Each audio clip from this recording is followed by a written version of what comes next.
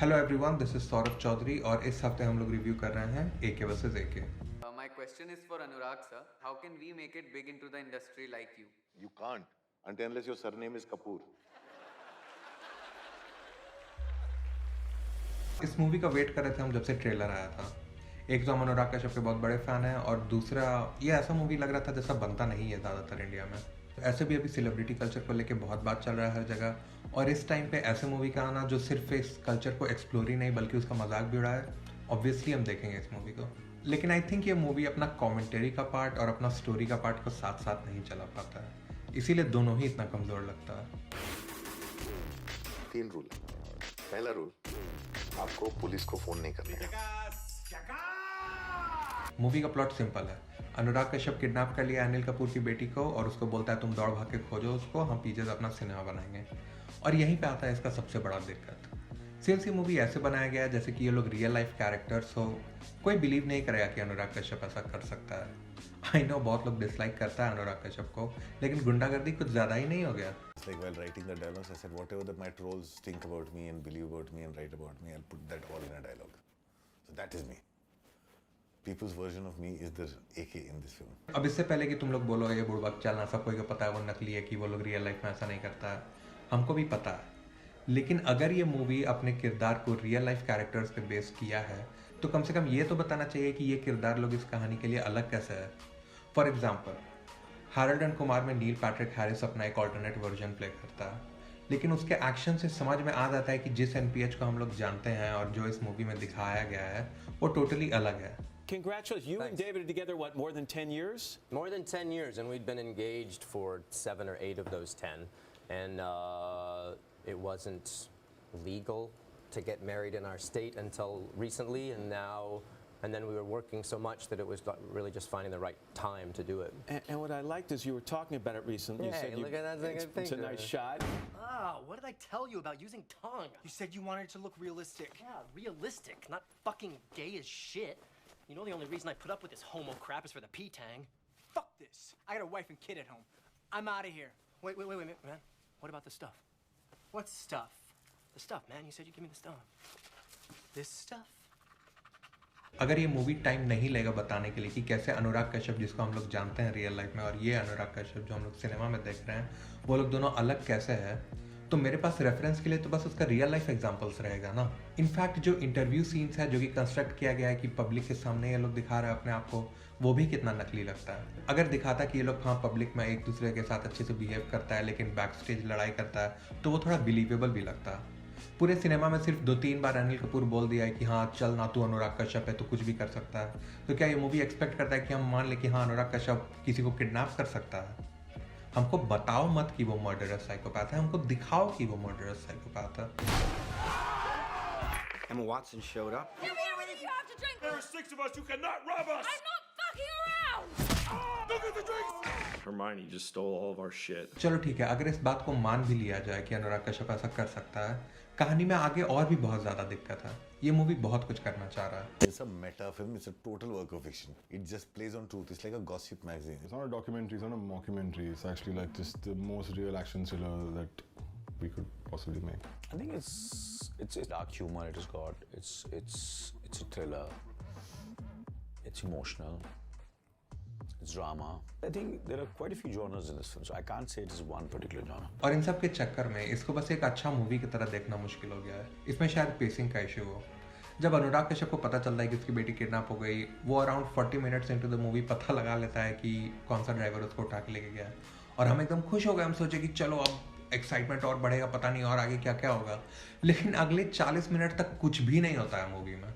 अनिल कपूर अपने घर जाता है, उसका बेटा उसको झेलता है, वो ड्राइवर को चेज करता है, और 40 मिनट तक यही चलता रहेगा और मिनट बाय मिनट तुम रियलाइज करते जाओगे कि यार ये हम क्या देख रहे हैं। टू बी फेयर, ये मूवी का वो पार्ट है जहाँ पे वो लोग सेलिब्रिटी कल्चर को एक्सप्लोर करना चाह रहा है। बहुत ऑब्वियस है, वो दिखाना चाहता है कि देखो ये बेटा बाप में नहीं डायरेक्टर में ज़्यादा इंटरेस्टेड है, कि पब्लिक अनिल कपूर को सिर्फ एक एंटरटेनमेंट का जरिया मानता है, कोई उसके बारे में एक्चुअली केयर नहीं करता है। और हम कितना देख के करें हाँ एकदम सही बात बोल रहा है, हाँ हम लोग ऐसा ही सोसाइटी में रहते हैं। एक थ्रिलर स्टोरी में तुम 40 मिनट तक कुछ नहीं करो जिसमें कहानी ज़रा सा भी आगे नहीं बढ़े, उसको हम कैसे देखें? आई एम स्टिल हियर भी एक मूवी है जो कि रियल लाइफ पीपल के ऊपर मॉक्यूमेंट्री बना के सेलिब्रिटी कल्चर को एक्सप्लोर करना चाहता है, लेकिन कम से कम वो लोग ऐसा एक एक्शन थ्रिलर कहानी के माध्यम से तो नहीं कर रहा हो ना. Well, we wanted to do a film that explored celebrity and explored the relationship between the media and the consumers and the celebrities themselves. And, you know, we wanted something that would feel really authentic. I started watching a lot of reality shows, and I was amazed that people believe them, that they call them like reality. I thought the only reason why is because it's billed as being real, and the people use their real names. उसका plot देखो Wikipedia पे, उसमें लिखा है सिर्फ Joaquin Phoenix बैठे रहता है, बात करता है और पार्टी करता है. ऑफ कोर्स हम ये नहीं बोल रहे हैं कि आप लोग एक सिंपल सा क्रिसमस टाइम एंटरटेनिंग मूवी बनाने के लिए वॉकिन फिनिक्स के लेवल तक जाओ, वो कुछ ज्यादा ही बड़ा बात हो जाएगा. Joaquin, what will you do now? Well, I've been working on my music. I do more hip-hop music. Hip-hop music. That's a joke. What do you have them on? I'm sorry? What do you gas them up with? Just nitrous kicking around in the street? वो आदमी real life में भी character में रहा अपने movie का किरदार को बनाने के लिए. लेकिन ध्यान होना चाहिए इस बात पे कि कमेंटरी वाला पार्ट और अपना कहानी वाला पार्ट साथ साथ चले.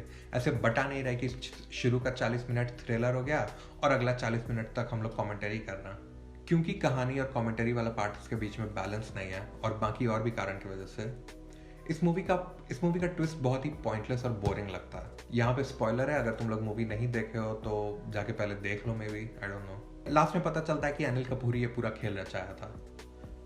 सबसे पहला बात, इस मूवी का सेलिब्रिटी कल्चर के ऊपर कमेंटरी का तो अब कोई मतलब नहीं रहा. मतलब पूरा मूवी में ये फील कराया गया है कि एक्टर लोग को पब्लिक सिर्फ नाचते हुए देखना चाहता है, कि वो लोग सिर्फ एंटरटेनमेंट का जरिया है, और मूवी के एंड में वही हीरो बन के निकल जाएगा स्टाइल मारते हुए और सबके उसके साथ फोटो खिंचा रहा है.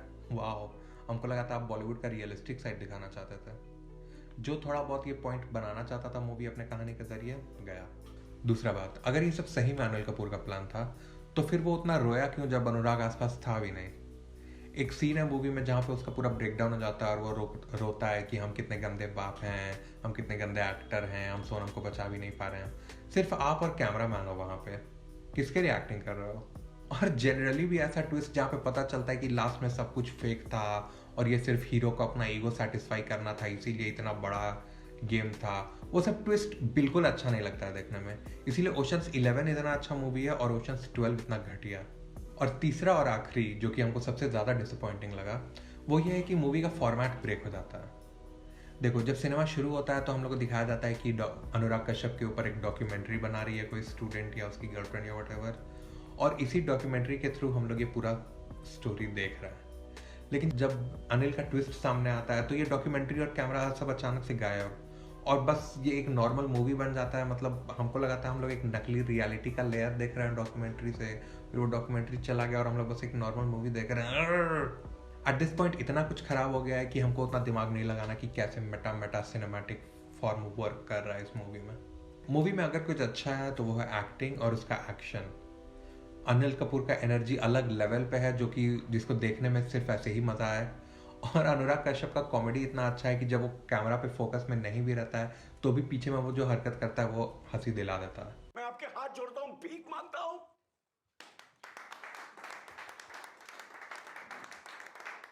साला याला म्हणतात ऍक्टिंग. क्या बात है. ये एक्टिंग नहीं है. नहीं सर, एक्टिंग लगी नहीं रही है. सुपर हिट है. हम इसको नॉट गुड से थोड़ा सा आगे ही रखेंगे, मोस्टली बिकॉज कुछ नया ट्राई किया गया है और देखने में उतना भी गंदा नहीं लगता. लेकिन फिर भी अगर इस मूवी का फॉर्मेट ब्रेक नहीं हुआ होता, अगर एक सॉलिड किरदार या सॉलिड कहानी आता जिसका सिनेमा के थीम से भी कुछ लेना देना होता, तो ये मूवी और भी बहुत ज़्यादा अच्छा हो सकता था.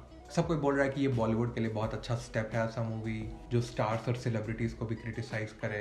एंड ऑनेस्टली हम उसको पूरा सपोर्ट करते हैं, हम चाहते हैं कि ऐसा मूवीज़ बने. लेकिन ऐसा स्टेटमेंट्स एक अच्छा मूवी भी दे सकता है जो कि अनफॉर्चुनेटली एक वजह से देखे नहीं है. Alright guys, sorry to bother you. Netflix India पे आ गया. अगर complicated weird as fuck movie देखना है तो जाके देख लो. जाने से पहले वीडियो को लाइक कर दो और चैनल को सब्सक्राइब कर दो ऐसे और रिव्यूज़ के लिए. लेफ्ट साइड पे मेरा रेटिंग सिस्टम एक्सप्लेन्ड वाला वीडियो है और राइट साइड में मेरा बाकी हिंदी मूवी रिव्यूज़ है. आई वुड रिकमेंड स्कैम 1992 का देख लो अगर नहीं देखे हो तो. कमेंट कर दो नीचे कौन सा मूवी या सीरीज़ हमको नेक्स्ट रिव्यू करना चाहिए और मिलते हैं अगले हफ्ते. Bye bye.